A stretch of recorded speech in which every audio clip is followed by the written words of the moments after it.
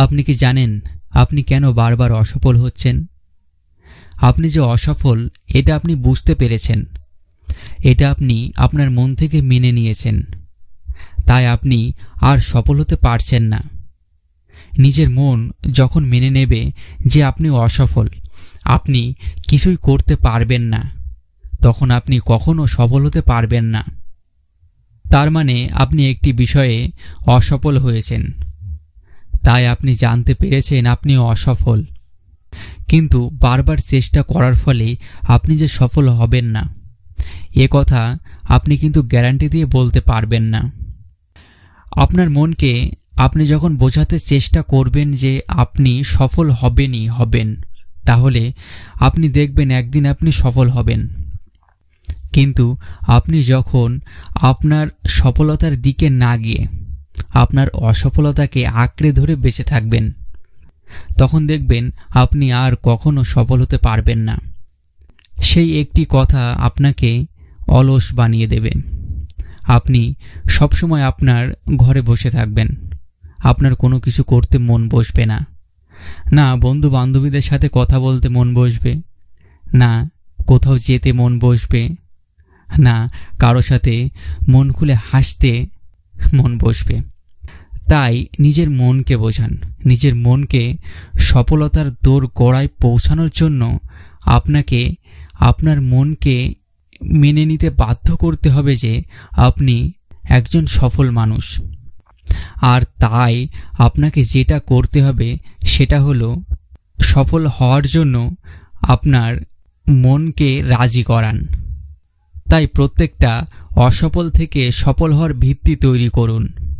অসফল হয়েছেন বলে নিজেকে বসিয়ে রাখবেন না, নিজেকে দমিয়ে রাখবেন না, আরও বারবার চেষ্টা করুন। একবার অসফল হয়েছেন বলে আপনি যে পরবর্তী বারেও অসফল হবেন এটার কোনো মানে নেই। এটা কিন্তু আপনাকে কেউ গ্যারান্টি দিয়ে বলতে পারবে না। তাই আপনাকে বারবার চেষ্টা করতে হবে। যেমন একটার পর একটা ইট গেঁথে একটা পূর্ণাঙ্গ দেয়াল তৈরি করা যায়, তেমনি মনে করুন একটার পর একটার অসফল হওয়ার পর আপনি সফলতার স্বাদ পাবেন, সফলতার সেই বড় বিল্ডিং তৈরি করতে পারবেন। আপনিও প্রত্যেকটা অসফল থেকে শিখে সফলতার দেয়াল তৈরি করুন। প্রত্যেকটা অসফল থেকে শিক্ষা গ্রহণ করুন। আপনার অসফল হওয়ার মূল কারণগুলো আগে চিহ্নিত করুন, তারপর তার উপর কাজ করুন। ধীরে ধীরে আপনি সেই অসফল দিকগুলি বেছে নিয়ে সেগুলিকে ঠিক করার চেষ্টা করুন। আপনি ভাবুন যে আপনি কেন অসফল হয়েছেন। কারণ কেউ না কেউ একজন সফল হয়, আপনি তাকে দেখুন। এবং আপনি যে অসফল হয়েছেন সেই অসফল হওয়ার পিছনে যে কারণটা আছে সেটা আপনি ভালোভাবে বিচার করুন এবং সেই দিকগুলি ঠিক করে আবার এগিয়ে যাওয়ার চেষ্টা করুন। তাহলে আপনি পরবর্তীতে অবশ্যই সফল হতে পারবেন। কোনো সময় নিজের উপর বিশ্বাস ছাড়বেন না। হ্যাঁ, মেন কথা হলো আপনি যদি অসফল হয়েছেন বলে আপনার উপর থেকে বিশ্বাসটা হারিয়ে ফেলেন, তাহলে কিন্তু আপনি কখনো সফল হতে পারবেন না। যে কাজটাই করুন না কেন তা চ্যালেঞ্জের সাথে করুন এবং নিজের সর্বস্ব দিয়ে চেষ্টা করুন। তাও যদি সফল না হন আবার চেষ্টা করুন। বারবার চেষ্টা করতে তো আপনার কোনো অসুবিধা হবে না। তাও যদি সফল না হন আবার চেষ্টা করুন। এভাবে বারবার চেষ্টা করুন, শতবার চেষ্টা করুন। একবার না হলে আরেকবার চেষ্টা করুন। দেখবেন একদিন না একদিন আপনি সফল হবেন।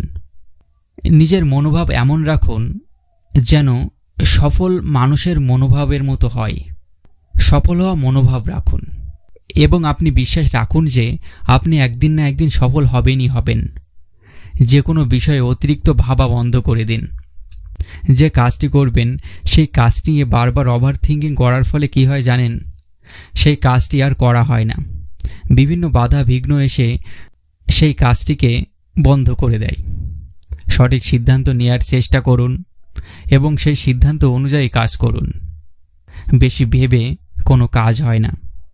যখনই যে কাজটিকে নিয়ে আপনি ভাববেন তখনই সেই কাজটি করার চেষ্টা করবেন।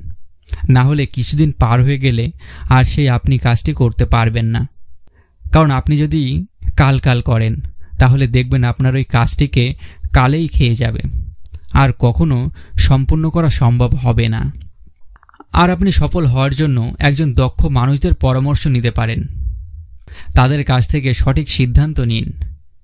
দেখবেন তারা আপনাকে যে সিদ্ধান্ত দেবে সেই সিদ্ধান্ত অনুযায়ী কাজ করলেও আপনি সফল হতে পারবেন। একবার বোঝার চেষ্টা করুন আপনার জন্য কোন সিদ্ধান্তটা ভালো হবে, কারণ অনেকে অনেক কথা বলবে, আপনাকে বিভিন্ন পথের কথা বলবে, কিন্তু আপনাকে বেছে নিতে হবে আপনি কোন পথের পথিক হবেন। আপনাকে নিজেই ঠিক করতে হবে আপনি কোন পথে গেলে সফল হতে পারবেন। কেউ কিন্তু আপনাকে ওই সফল পথটিকে দেখিয়ে দিতে পারবে না যে আপনি এই পথটিতে যান এবং সফল হয়ে যাবেন। সেটি কিন্তু আপনাকেই ঠিক করতে হবে।